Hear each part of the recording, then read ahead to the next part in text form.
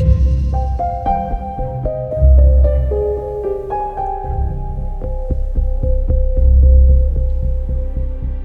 January 2013, then 21-year-old Elisa Lam was ready for an adventure. A student from Vancouver, Canada, Elisa had a curious mind, a big heart and an open view of the world around her. She loved to write and share her thoughts online, often turning to her blog to talk about her life, her hopes and her challenges. This blog became a sort of diary, a place for her to be vulnerable, to reach out and to find connection. And as a solo traveller, that sense of connection can make all the difference. This trip to California was Elisa's way of breaking free from the routines of everyday life. She'd been on the West Coast for a little while, making her way through San Diego and Santa Cruz before finally arriving in the City of Angels. For a young woman travelling alone, it was both a chance for exploration and self-reflection. Elisa had spoken openly about her struggles with bipolar disorder and depression, and she saw this trip as the last chance to lift her spirits and find new perspectives. Los Angeles itself was a city that promised so much: sunshine, beaches, the energy of Hollywood. But for Elisa, it was more about the journey than the destination. She took the time to check out bookstores, coffee shops and the sights along the way, leaving little traces of her trips across social media. To keep her budget in check, Elisa booked a room at the infamous Cecil Hotel, located in downtown Los Angeles. The Cecil was known as an affordable spot that attracted all kinds of travellers, from backpackers to business folks just passing through. It's been around since the 1920s, standing tall in a city known for its glitz and glamour. But the Cecil had its own reputation, and it wasn't exactly sparkling. Over the years, the hotel had witnessed more than its share of strange events. People spoke about its dark history, tales of crime and mystery that somehow clung to its walls. Elisa, however, likely didn't know about the hotel's past. For her, it was simply a convenient and cheap place to stay while she explored the city. She checked in on January 26th, and for the next few days she set out to enjoy LA in her own way. But something changed along the way, and soon this trip would take an unthinkable turn, leading to questions that still haunt to this day. In many ways, Elisa's story feels like it could have been anyone's. Someone just wanted to experience life, to find her place in the world. What happened next would transform her story into one of the internet's most unsettling mysteries.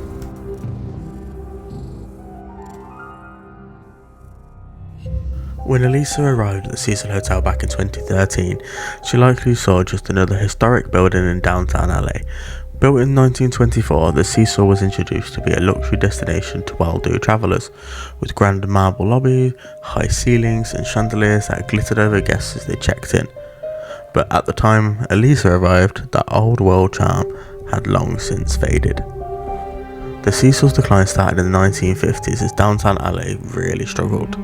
Once a hub for business travellers and tourists, the area fell into hard times with increasing poverty and crime. The Cecil quickly shifted from a respected hotel to a budget accommodation for those who couldn't afford anything better. The building, once grand, had now become run down, and its reputation grew darker with each passing year. Over the decades, the Cecil became known as a place where disturbing and tragic events seemed to occur far too often. The building earned the grim nickname, the Suicide, because of the number of people who had taken their lives there.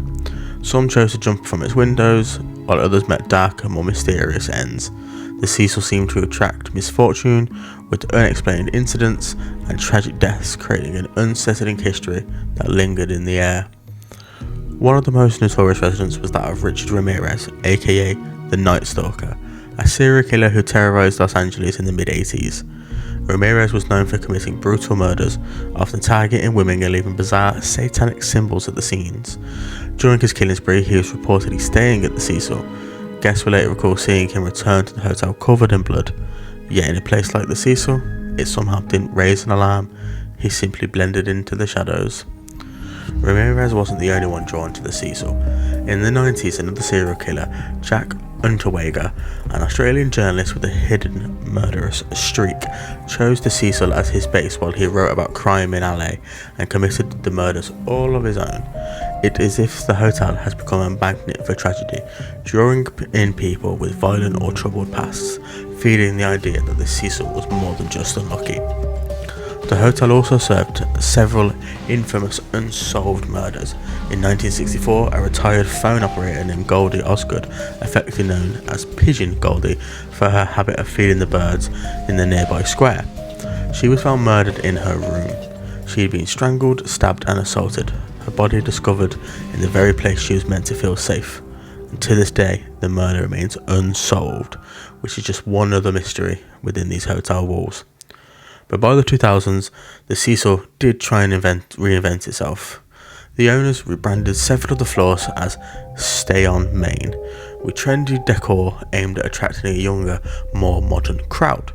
But the rebranding couldn't erase the history lurking in all other rooms. To some visitors, the Cecil was just a cheap and convenient place to stay. But to those who knew its past, there was an eerie sense that the hotel was somehow haunted. But not by ghosts, but by the weight of so many lives that ended within its walls. Some former guests have said that staying at the Cecil felt oppressive, like the building itself carried a kind of darkness.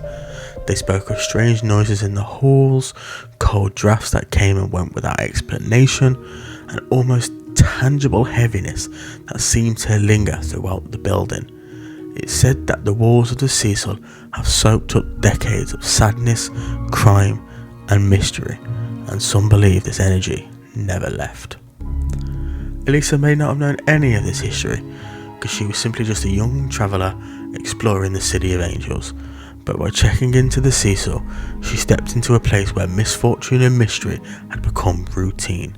Soon, her story would become one of the most famous and infamous chapters in the hotel's already incredibly troubled history. The strange events that happened to Elisa Lam are often debated, but there's no doubt that her story fits the Cecil.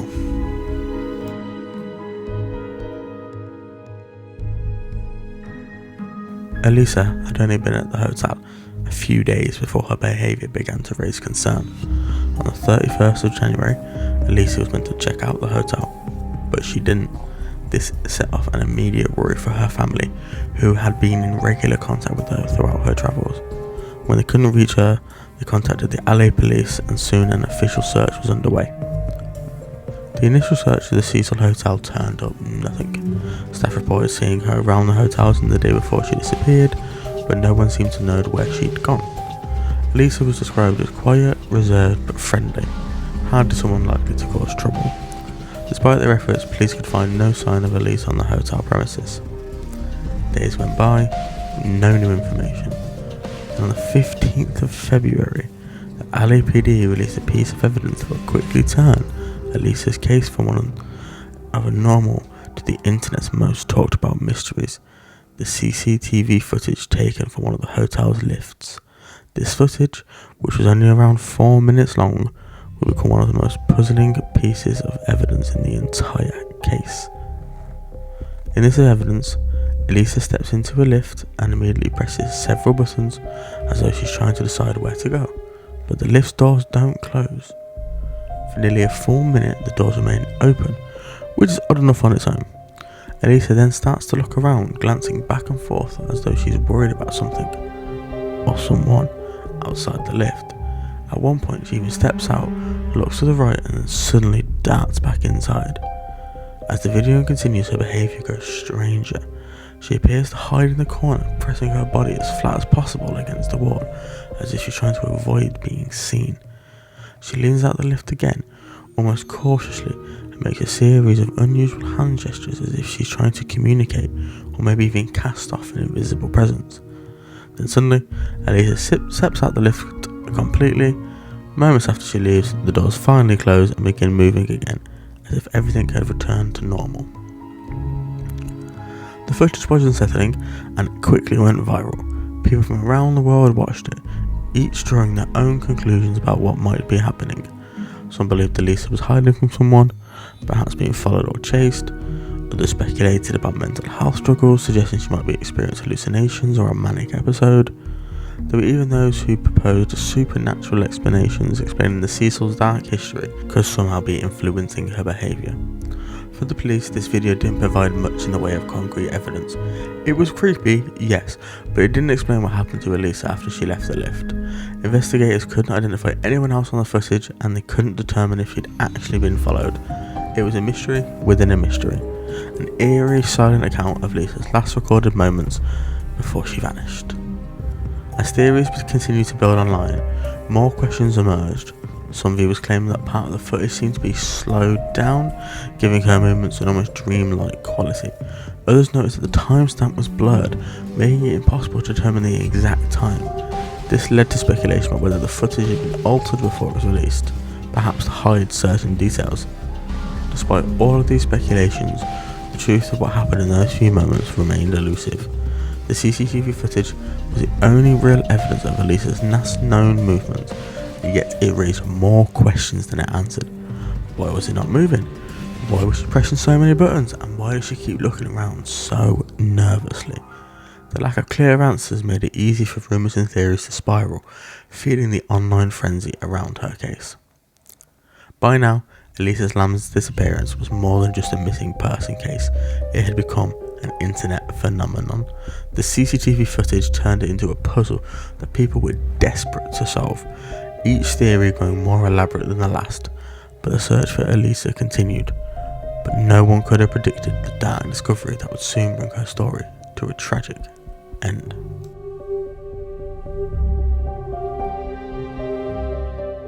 For weeks after she was reported missing, police continued their search. Flyers were posted all around LA, and her family pleaded for information. The CCTV footage from the lift had sparked public interest, with countless theories circulating online. But despite all the speculation, there was still no solid leads.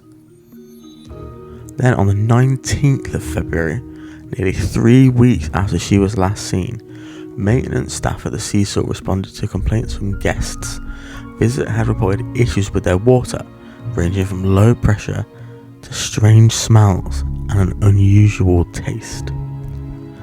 Santiago Lopez, a maintenance worker, was then sent to check on the water tanks on the roof. What he found changed the course of the investigation, but only deepened the mystery surrounding Elisa.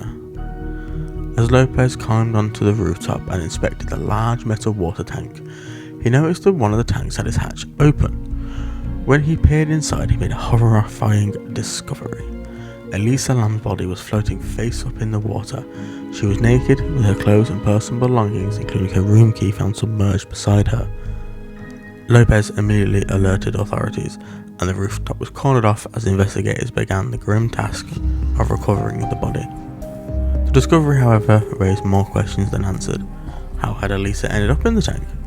The rooftop was supposed to be off limits to guests, with access restricted by locked doors and an alarm system. Yet somehow she not only reached the rooftop, but also managed to climb into the tank. The tanks themselves were large and heavy, with hatches that were difficult to open, especially for someone of Elisa's stature.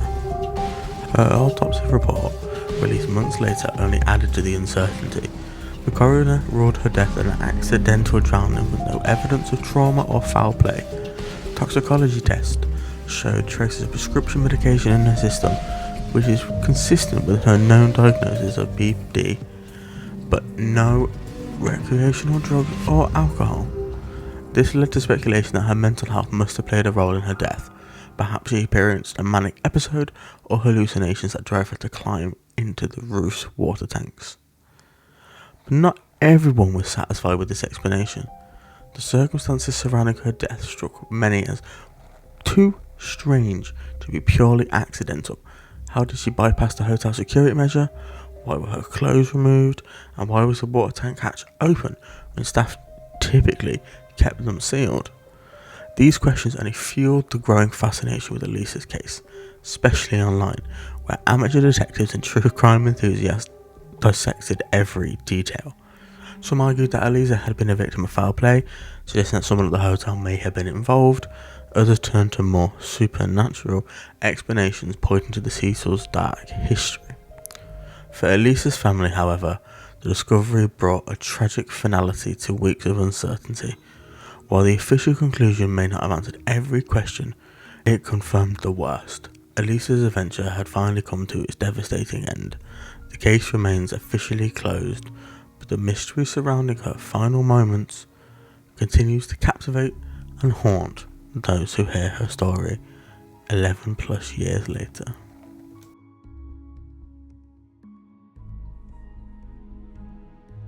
The discovery of Elisa's body in the water tank only deepened the mystery surrounding her death. Officially, her death was ruled as an accidental drowning, but the details of how she ended up in the tank didn't sit right with everyone.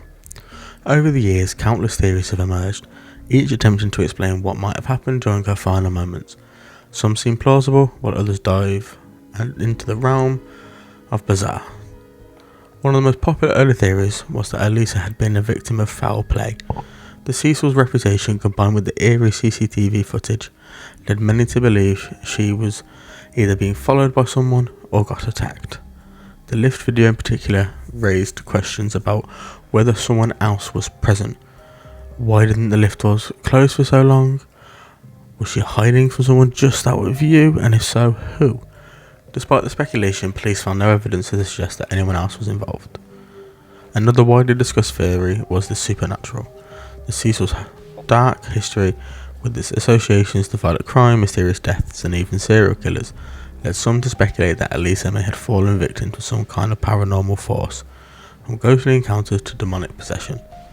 The internet was rife with theories that blurred the line between reality and folklore, but as intriguing as these ideas might seem, they offer little in the way of tangible evidence. Some theories pointed to Elisa's mental health as a possible factor. She was open about her struggles with bipolar disorder and depression, sharing her experiences online.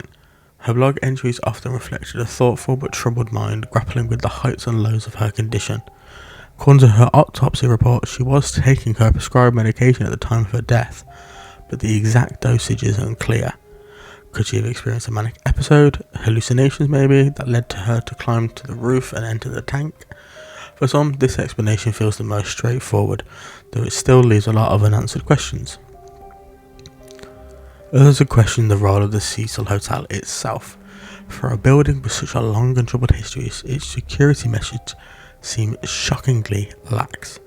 The rooftop, which was supposed to be off limits, was apparently accessible without setting off alarms, and the water tanks, despite being large and heavy, are meant to be secure surely. But somehow Elisa not only managed to reach them, but then get inside. How are these safe measures so easily bypassed? The hotel's lack of answers only added to the suspicions. Of course, with a case like this, it's easy to get lost in theories. From conspiracies about cover-ups to whispers of the supernatural, the story of Elisa Lam had become a kind of modern urban legend. But as compelling as these ideas might be, they often distract from the most possible explanation. A combination of the factors, all of which tragically aligned in the most possible way. Personally, as someone who does not believe in the supernatural, I do not feel this has anything to do with Elisa's death. I believe there is always an explanation, and in this case, I sadly feel that the easiest and most believable explanation is why and what happened in this case. With her deteriorating mental health combined with the hotel's poor security and upkeep, Elisa was able to access the roof and put herself in the tank. It has been shown multiple times by people online that the door to the roof is left open and the tanks are not always shut either. Combine the ability to get to the tank with someone who is having visions and hallucinations with her mental health. These visions that could be someone is following her, chasing her, and that is the reason why she got in and closed the lid so no one would be able to catch her. And I believe that is what resulted in her passing away.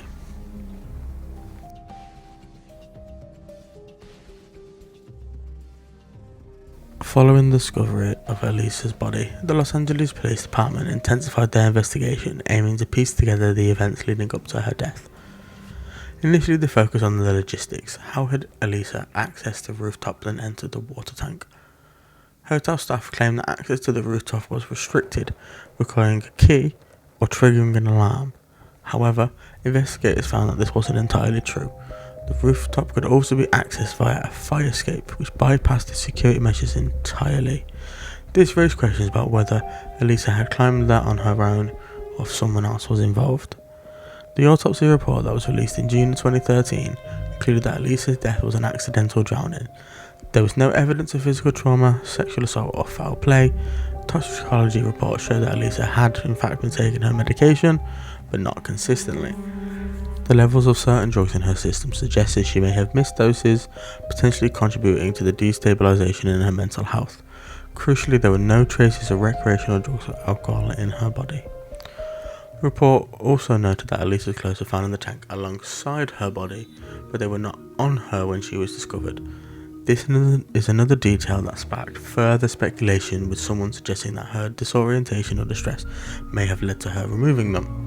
Others wondered if this indicated the involvement of a second party, though investigators found no evidence to support that theory. Despite the thorough investigation, many questions remained unanswered. How did she bypass the security? Why was the hatch left open?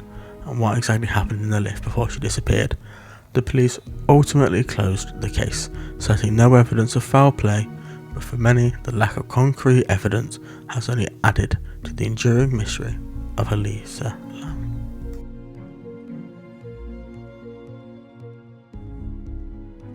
As with all great mysteries, this story did not end with the official investigation. If anything, it became even more enduring and persuasive over the years that followed. The internet's role in turning her tragic death into a global phenomenon is undeniable, from the viral CCTV footage to countless forums, blogs and YouTube analysis. Her case has become one of the most discussed mysteries of the 21st century. But why does Elisa's story continue to resonate so deeply with people around the world? For many, it's just the sheer strangeness of this case. The unanswered questions, the unsettling lift footage, the eerie setting that is the Cecil Hotel. All these elements combined make the story feel like an almost modern urban legend. Theories about what happened to Elisa have sparked endless debates, ranging grounded philosophical analysis to the downright supernatural. Online communities have picked apart every detail, often creating elaborate narratives that blur the line between fact and fiction. This fascination, however, isn't without its darker side. In the years since her death, Elisa has been reduced to a character in a mystery, with her real-life struggles and humanity overshadowed by speculation. The internet's obsession with her case has sometimes crossed boundaries, with people digging into her private life, scrutinising her blog posts, and treating her personal pain as just another clue in the puzzle. It's a stark reminder how easily true crime content can drift into exploitation. Yet, amidst all this sensationalism, Elisa's story has also sparked important conversations. Her case has shone a spotlight on mental health awareness, particularly the challenges faced by those living with bipolar disorder. Many have pointed to the stigma surrounding mental health as a factor in the way that Elisa's case has been perceived and discussed. Her story has encouraged some to share their own struggles and has inspired calls for greater understanding and compassion for those dealing with similar issues. The Cecil Hotel itself has also become an enduring symbol in Elisa's legacy. After her death, the hotel rebranded yet again, distancing itself from its infamous past, but the building's history is so hard to escape. Elisa's case is just one chapter in a long, dark story that continues to fascinate and unsettle those who hear it. Whether viewed as a cautionary tale or a tragic accident, her death has left an indelible mark on Cecil's identity. In recent years, Elisa's story has been revisited in documentaries, podcasts, and even fictionalized accounts. Each retelling adds new perspective, but it also raises questions about the ethics of revisiting such a painful event. How do we balance the public's curiosity with respect for Elisa and her family? How do we ensure that her story is told with sensitivity rather than sensationalism? Unfortunately, Elisa Lam's story is a reflection of how we progress tragedy in the digital age. Her case remains with us as one of the most internet's power to amplify mysteries, connect people across the world, and create lasting legacies. But it also highlights the risks of turning real lives into entertainment.